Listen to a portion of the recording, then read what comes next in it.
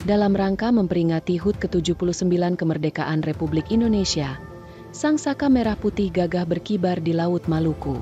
Pengibaran itu dilaksanakan Pangdam 16 Patimura, Maijen TNI Syafrial bersama Forkopimda Provinsi Maluku di perairan pantai Air Salobar, Kecamatan Nusaniwe, Kota Ambon. Pengibaran bendera di bawah laut merupakan penghormatan akan beratnya perjuangan para pahlawan dahulu dalam merebut kemerdekaan.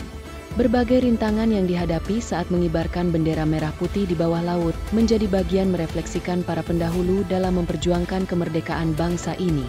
Pengibaran bendera merah putih di bawah laut memang tidak semudah seperti yang dilaksanakan di daratan seperti biasanya.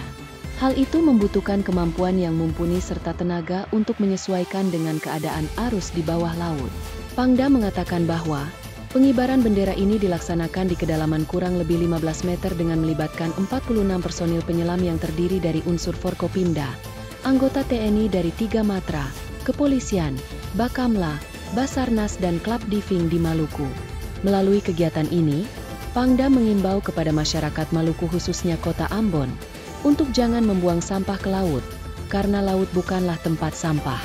Sementara itu, penjabat Gubernur Maluku Insinyur Sadali Ai yang ikut serta dalam penyelaman tersebut, turut memberikan apresiasi atas kegiatan yang digagas oleh Kodam 16 Patimura.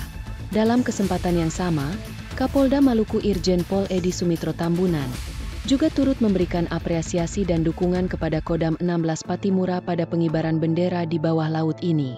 Kapolda menambahkan, kegiatan menunjukkan kebanggaan personil TNI Polri yang ada di Maluku, yang mana wilayahnya 92% merupakan laut.